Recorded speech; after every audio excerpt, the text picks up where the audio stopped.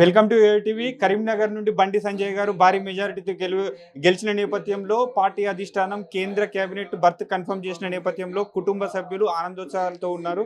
మనతో పాటు బండి సంజయ్ గారు సతీమణి బండి అపర్ణ గారు ఉన్నారు. ఎలా సెలబ్రేట్ చేసుకున్నారని వారి మాటల్లోనే విందాం. డబుల్ కాంగ్రాట్స్ వదినే. మొత్తానికైతే కరీంనగర్ ఎంపీగా ప్రజలు భారీ మెజారిటీ ఇచ్చారు. ప్లస్ పార్టీ అధిష్టానం కేంద్ర కేబినెట్ లో స్థానం కల్పించింది. ఎలా ఫీల్ అవుతున్నారు? చాలా చాలా సంతోషంగా ఉంది. ముందుగా యోయో టీవీ ప్రేక్షకులందరికీ నమస్కారం. చాలా హ్యాపీగా ఉంది.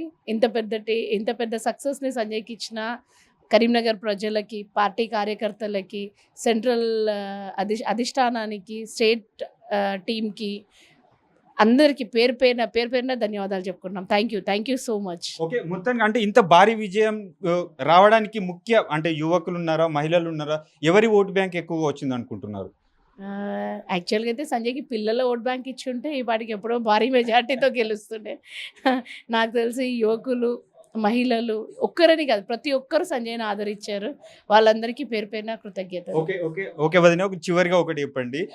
దశాబ్దాల కల్లా మహిళా బిల్లు చట్టసభల్లో 33% మహిళా బిల్లు అనేది వచ్చింది. అసలు మీరు సాధ్యమవుతుందని ఊహించారా? ఇది బీజేపీ తోటి సాధ్యమవుతుంది అనుకుంటున్నారు?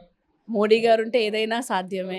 ఆయన వచ్చినాక ప్రతిదీ ఏదైతే పాసిబుల్ కాదు అనుకున్నామో ప్రతిదీ పాసిబుల్ చేశారు.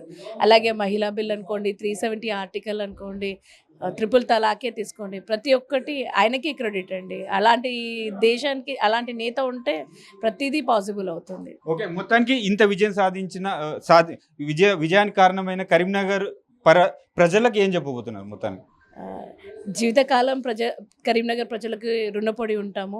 ఇంత పెద్ద ఎత్తున సంజయ్కి మెజారిటీ ఇచ్చి మళ్ళీ ఎంపీగా పంపించినారు. అది చూసి అధిష్టానం తనకి ఈసారి సెంట్రల్ మినిస్ట్రీ ఇచ్చారు.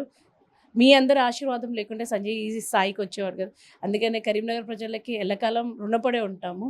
అండ్ ప్రతి నిమిషం ఇలాగే సపోర్ట్ చేస్తుండమని మాత్రం వేడుకుంటున్నాను. Thank you. Okay, thank you.